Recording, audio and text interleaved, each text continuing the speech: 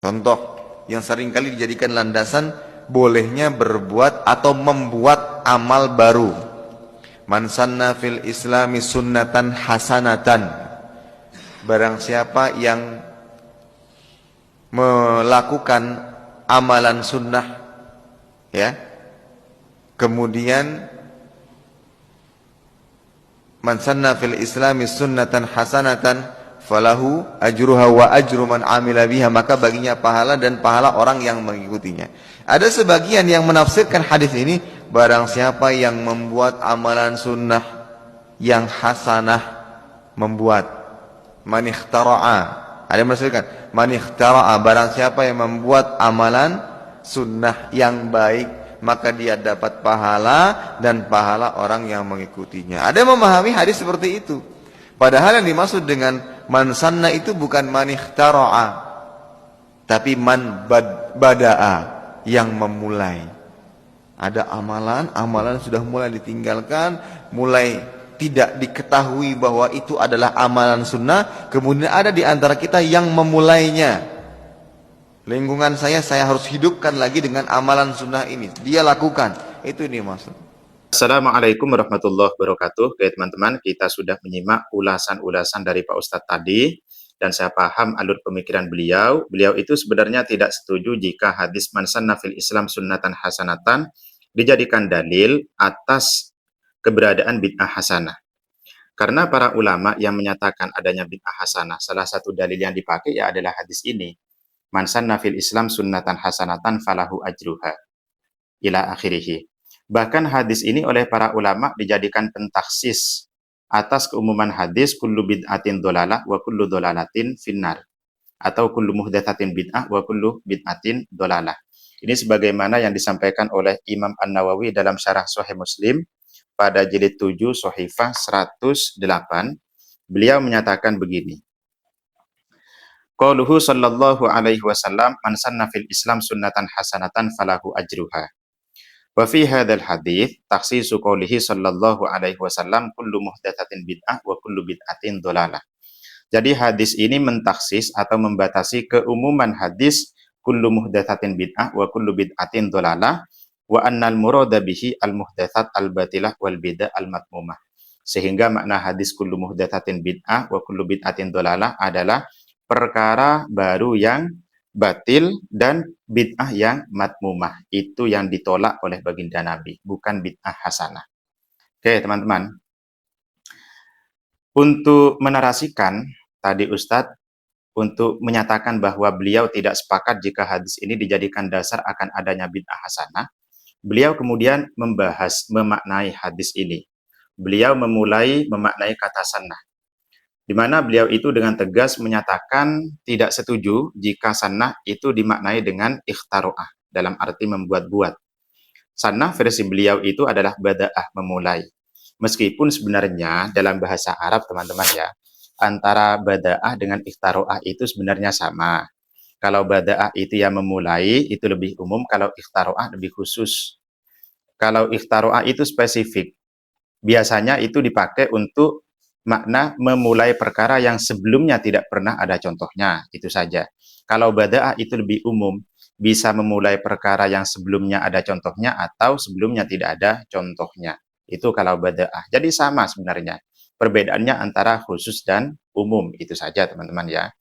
Tapi beliau itu menyatakan sanah di sini dalam arti memulai perkara yang sebelumnya itu sudah ada contohnya. Karena beliau dengan tegas mencontohkan begini. Maksud hadis ini adalah ada amalan sunnah yang kemudian ditinggalkan, mati, kemudian kita mulai kembali, kita hidupkan kembali. Itu yang dimaksud dengan hadis ini, versi ustadznya teman-teman ya. Nah, saya coba sajikan bahwa makna sunnah itu bukan hanya memulai perkara yang sudah pernah dicontohkan, tidak hanya itu saja. Saya pakai hadis Nabi juga teman-teman ya. Pada syarah Sahih Muslim, jilid ke-11, pada Shahifah 178, Rasulullah menyatakan begini. Qala Rasulullah sallallahu alaihi wasallam, la tuqtalu nafsun dzulman illa kana 'ala ibni Adam al-awwal kiflun min damiha. tidak ada satupun jiwa yang terbunuh secara dolim, melainkan putra Nabi Adam yang pertama, yaitu Qabil, dia juga menanggung dosa-dosanya. Li'annahu kana awwala man sannal qatlah, karena Qabil itu adalah orang yang pertama kali memulai pembunuhan. Jadi pembunuhan itu pertama kali dimulai oleh Qabil. Sebelumnya tidak pernah ada. Sejarah manusia yang memulai pembunuhan itu hanyalah Qabil. Jadi ini artinya sanna bimakna bada'ah atau bimakna ikhtaro'ah, sesuatu ataupun memulai sesuatu yang sebelumnya tidak pernah ada contohnya.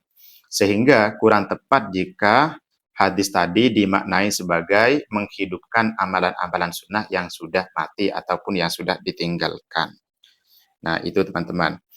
Makanya Imam Nawawi di sini juga mengomentari hadis ini, bahwa hadis ini adalah termasuk min qawaidil Islam, pondasi agama Islam, yaitu anna kullama nibtada asyai'an minasyarr, bahwa setiap orang yang melakukan atau yang memulai keburukan-keburukan, maka dia akan mendapatkan dosa setimpal dengan dosa pengikutnya.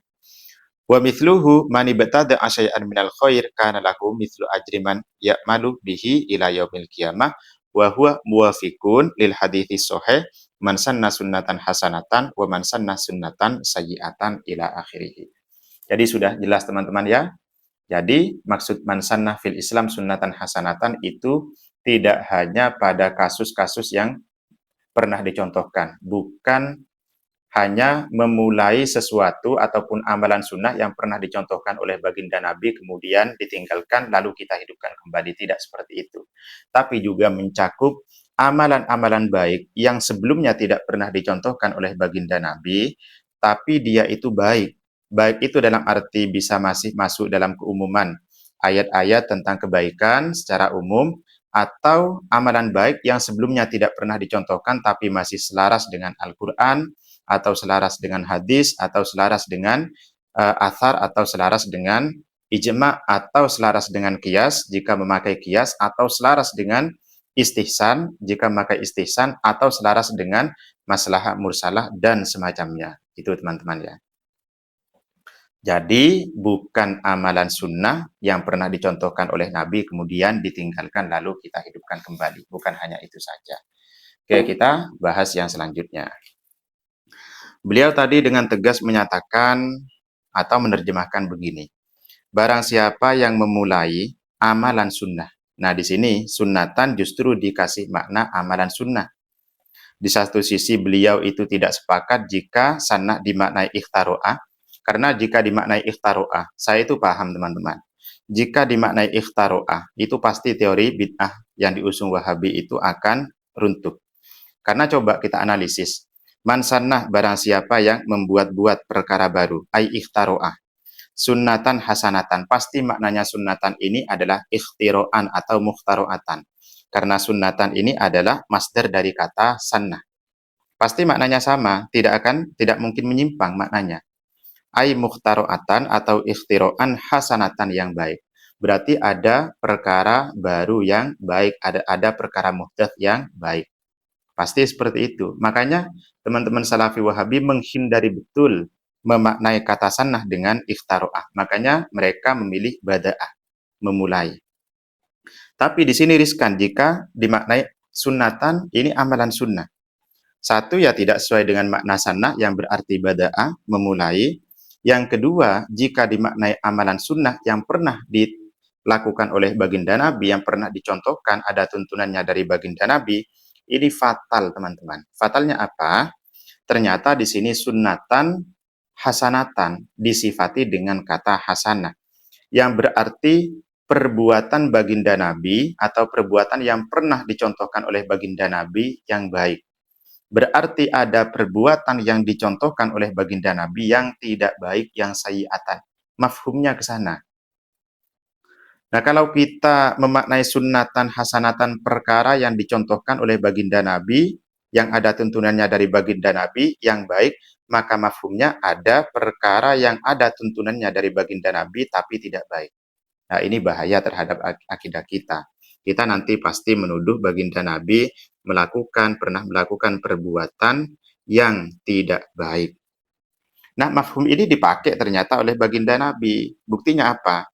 Hadis kelanjutannya yang tidak dibaca oleh ustadznya atau yang sering diabaikan oleh teman-teman Salafi Wahabi, wa man sannah fil Islam sunnatan sayyi'atan.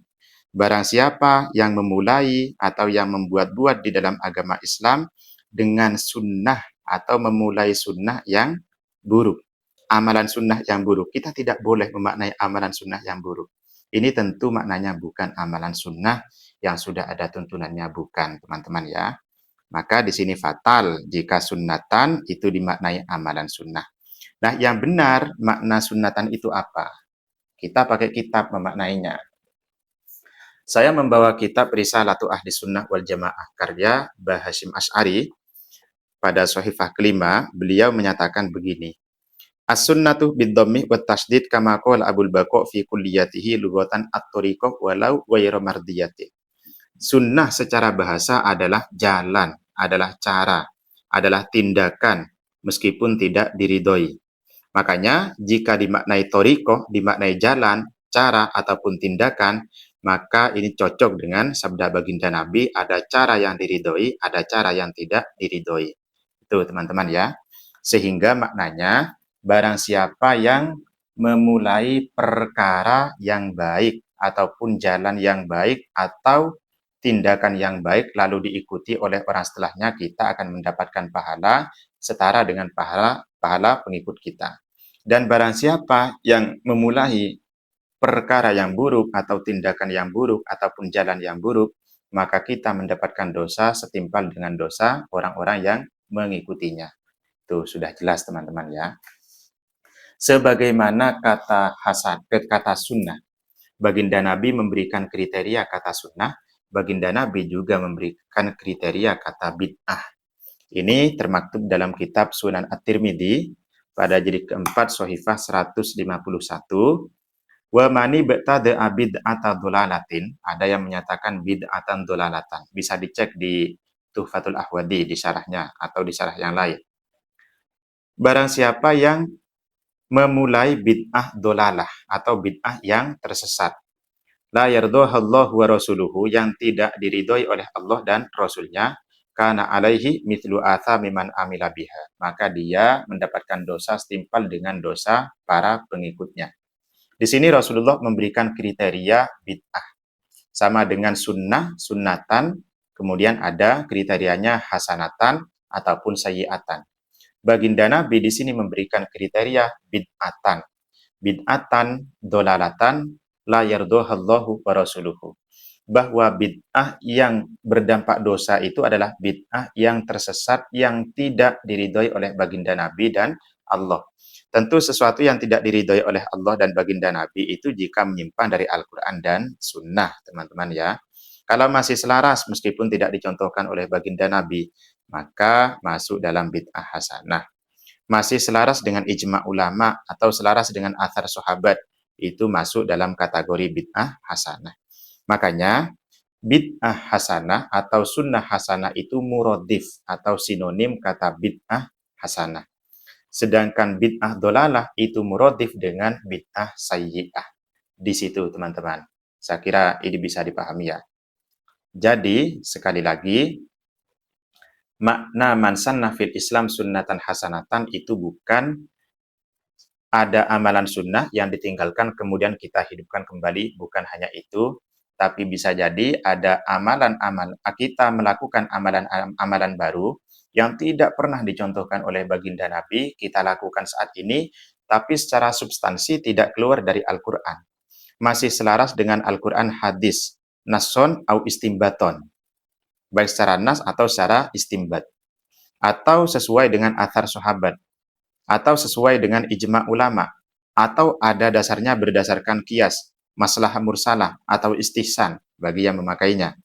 Maka ini tidak termasuk bid'ah dolalah, tapi bid'ah hasanah atau sunnah hasanah, sebagaimana yang disebutkan oleh baginda Nabi, man sannah fil Islam sunnatan hasanatan. Oleh karena itu, Al-Imam Asy-Syafi'i membagi bid'ah ada dua, itu tidak kaleng-kaleng teman-teman. Jadi ada hadis-hadis yang dipakai oleh Imam Syafi'i. Jadi ada muhdats yang yukhalifu kitaban au sunnatan au atharun au ijma'an.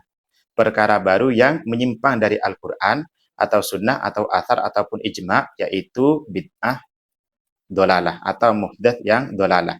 Ada perkara baru yang tidak yukhalifu, yang tidak menyimpang dari Al-Qur'an atau sunnah atau athar atau ijma', maka itu adalah bid'ah hasanah atau muhdats yang hasanah. Itu saja, mudah-mudahan memberikan jawaban. Assalamualaikum warahmatullahi wabarakatuh.